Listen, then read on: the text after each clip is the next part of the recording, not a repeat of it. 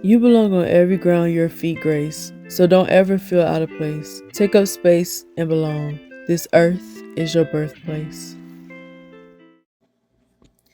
For the fifth video in my 5 series, I'm going to do 5 reasons you shouldn't base your ideas of love off romance movie.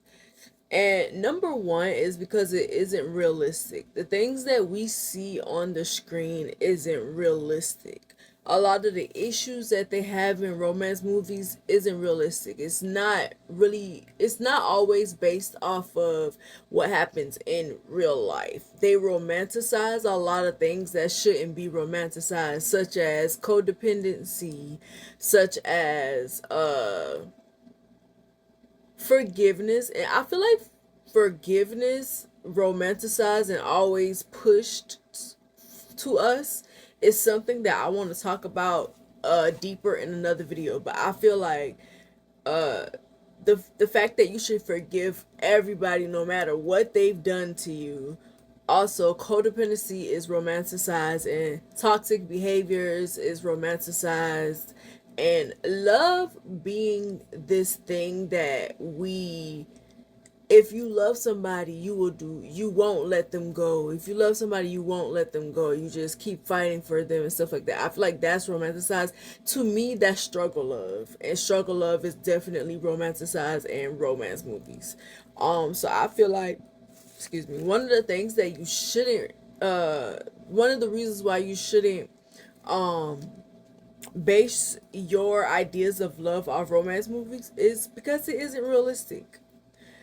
Number two, they only highlight the superficial parts of love, and that to me is one of the most important things. They highlight the superficial parts of love to me, which is love the feeling. Like, love is supposed to always give you this good feeling. You get tingles in your stomach, your heart beats quick, and you get a rush, and everything is just all of the physical feelings that you're feeling is heightened. Like, for instance, in If Bill Scree Could Talk, the eye contact that is like all that's highlighted in that, I feel like I love, even though I really love eye contact in real life romance, because I feel like in real life eye contact like that is real, but it's also still superficial. You won't always look at the person that you love like they are this wondrous thing that you want to know every part. Or sometimes you might want to pop them across their head.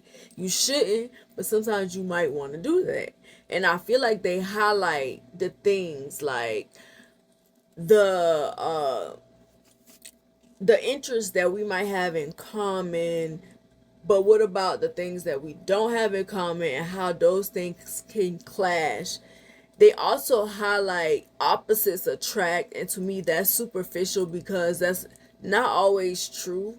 Opposites don't always attract. Sometimes two boring people might want to be together. Sometimes two bad people might want to be together. Like, the good girl and the bad guy trope, I think, is one of like the superficial things that I'm talking about. Like, just the parts of love that we've been taught is what it's supposed to be. Like I said, the opposites attract, the good girl and the bad guy. Also, the fact that if you love a person enough, they will change and become a better person. To me, is also superficial. The superficial parts of love, and also it's not true. That's not realistic. That's not true. That's also goes into it not being realistic. That's not always true. If you let a person go and they come back, that means that they were meant to be. That is not true always, and it's also superficial. If you are good to a person and you love them, they will eventually change. That's one of those superficial things.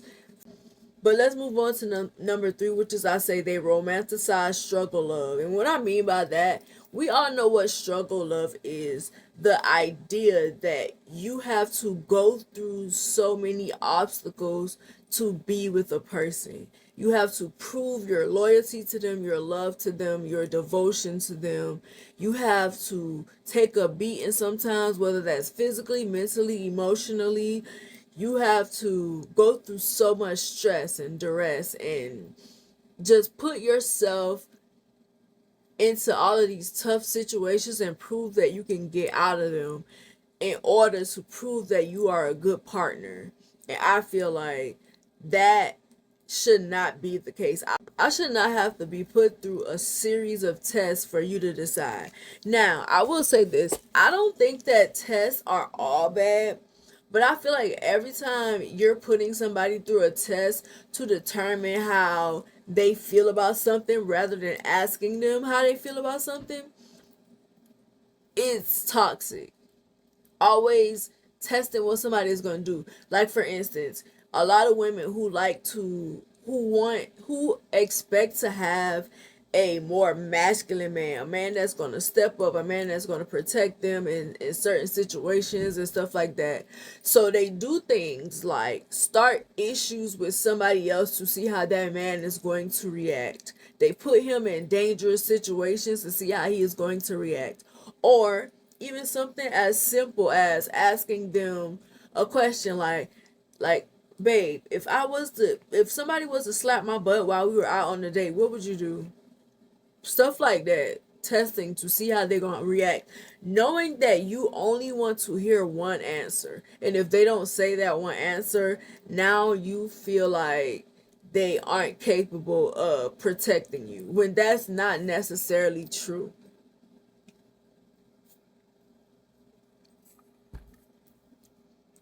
Because I feel like the way that a person say they'll react and the way that they actually react can be totally different. Like, you just never know unless you're in the situations. But you definitely shouldn't be putting people in situations to see what type of person they are. It's different if it happens naturally, but you're causing it is toxic. Number 4, issues that arise in real relationships aren't a quick fix like they make it seem. And that's where a forgiveness comes into play as well. It's like somebody does something to hurt you, and there's really no time for you to think about this, to process this, or whatever. You just forgive them right away, because forgiveness is supposed to be a godly thing. And like, if you want peace in your life, you have to forgive people. You have to give them a second chance, and you have to, I don't agree with that. I feel like you don't have to forgive somebody to have peace in your life. Some people don't deserve forgiveness, and not forgiving somebody is not going to disrupt your life. You're not going to be haunted by it. You're going to move on with your life just like you would if you forgave them. It really does not matter. Forgiveness depends on you. If you feel like that person deserves your forgiveness, forgive them. If you don't. And don't let people make you feel like you have to do that in order to be a good person or whatever. Or religious people will say, if you want God to forgive you, you have to forgive people. No, I don't. But yeah, issues in relationships are not a quick fix. Sometimes it takes months, years to get over certain issues. For instance, if somebody breaks your trust, also that is one of the things I feel like romance movies make it seem like it's really easy to gain somebody's trust again, and it's not. It really is not. I honestly feel like once you lose somebody's trust, you can't gain it back. That's what I believe. I feel like you can't gain it back. It's either you're going to trust them. There's nothing they can do to add to that to there's nothing they can do to make you trust them the way that you trusted them when you first got with them. I don't feel like you can gain that trust back. That's why whenever somebody do something to me, I break up with them and keep it moving, because I know they're not going to be able to gain my trust back. Like, that's just not a thing. You always going to be wondering if they're doing that same thing again. You always going to be thinking about it.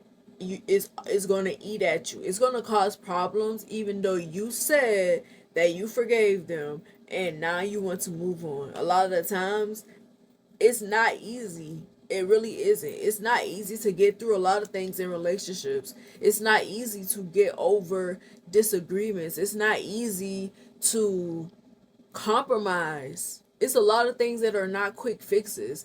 And I do feel like romance movies make it seem like everything is a quick fix. Oh, they did this. Now all they have to do is to do this for you to forgive them and for y'all to move on. They cheated on you. They now all that man gotta do is go to church and get saved. He gets baptized. Now that issue is resolved. He will never cheat on you again. Because for some reason, whenever men make mistakes in movies, when they finally find God, all is supposed to be forgiven. Oh my God, I started reading my Bible every day. Oh my God, I gave my life over to God. Oh my God, I got baptized. Now, I'm a better man. I'm a good man. You should take me back. And if you don't take him back as a woman, you're not a good woman. You're not a woman of God. I don't agree with that. I feel like that's toxic religious practices. And it keeps people in relationships that they do not need to be in. But that is also another topic for another day. Number 5, real people are more flawed than the average romance character. And that is so true. Real people have more flaws. They have a lot of trauma that they've been through, a lot of healing that they have not done, a lot of obstacles in their life that they did not overcome, a lot of karma that they haven't gotten yet. And you being with them, when they get that karma, you gonna be right there getting that karma with them. That is also another thing to keep in mind when you're dating somebody. Whatever they have done to somebody else before they got to you, that karma, those things that are coming back to them, you're also going to be dealt those cards because you're with them. A lot of times that you in a situation with somebody where you feel like y'all always going through something, it never fails, like one thing after the other. Once y'all resolve one thing, something else comes up, and you need to be thinking about why that's happening, because maybe that person did some things before they got with you, and now those things are coming back to them. That is something that you have to take on to a person's karma. That should be in the marriage vows for people to realize it. Like, you taking on that karma.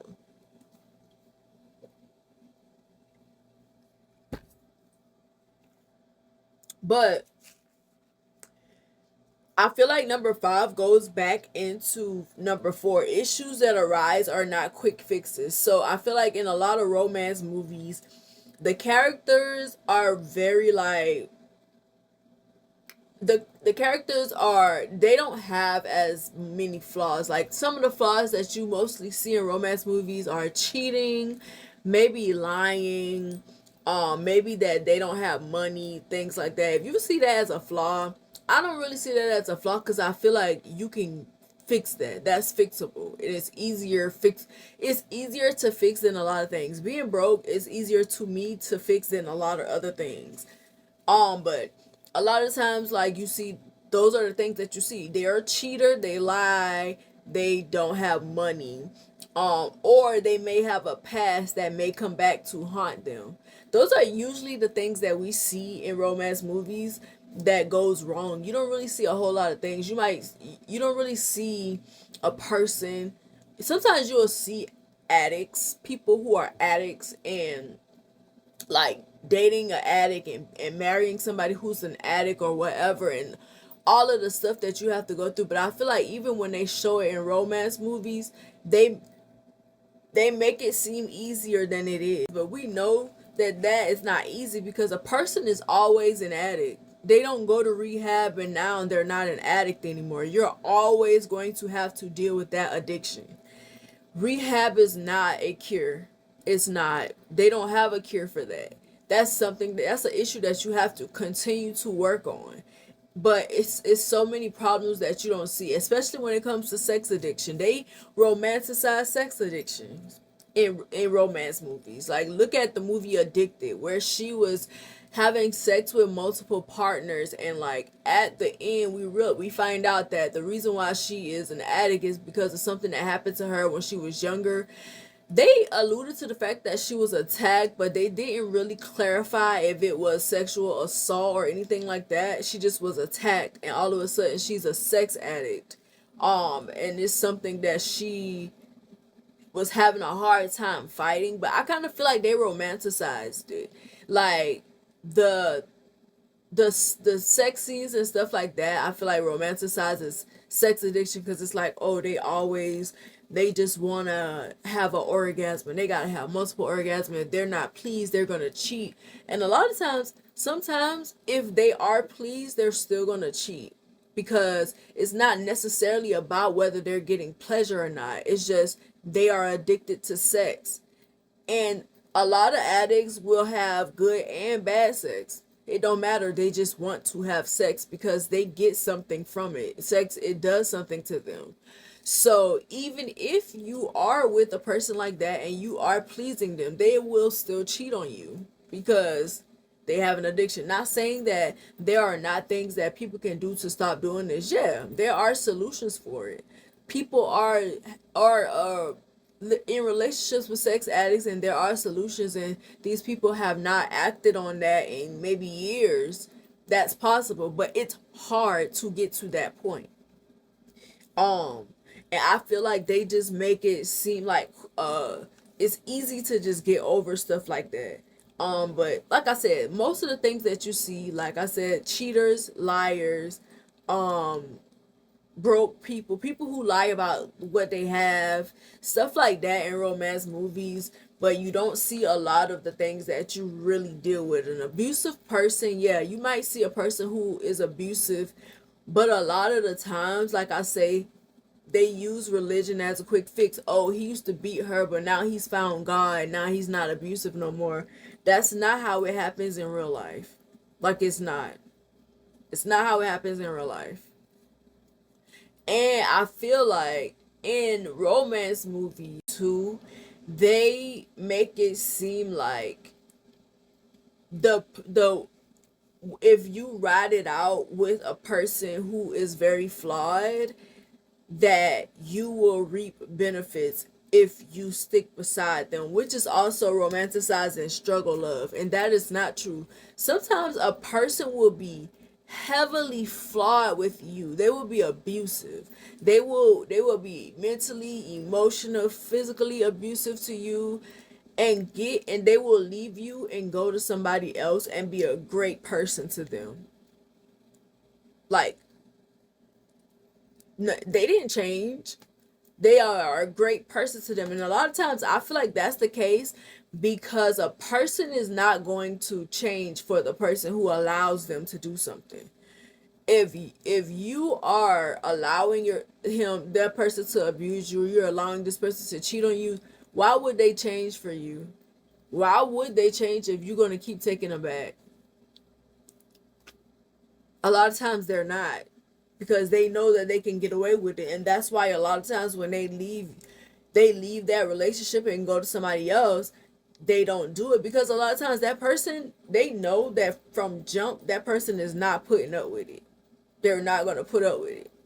And a lot of times they be wanting to be there, so they're willing to not do the things. And you ask yourself, if they can not abuse certain people, then why are they not like that with everybody? And it's because, like they always say, people do what you allow them to do. And that statement is really true. Like, it's true. People do what you allow them to do a lot of the times. And that's just what it is. But I feel like I'm gonna do a part two to this. Reasons you shouldn't base your ideas of love off romance movies, because I feel like I can go into more details about these things, but those are my reasons. Number one, because it isn't realistic. Number two, because they only highlight the superficial parts of love. Number three, they romanticize struggle love. Number four, issues that arise in real relationships aren't a quick fix like they make it seem. And number five, real people are more flawed than the average romance character. But thank you for watching this video. Make sure you like, comment, and subscribe. Let me know what you think about this list. Also, do you have things to add to this list? What are some reasons you think you shouldn't base your ideas of love off romance movies? But Thank you for watching this video, and I will see you in the next one. Bye! Before you go, check out my website at srgraham.org and subscribe to my mailing list to get exclusive updates on works in progress, other news, and blog posts. Thank you.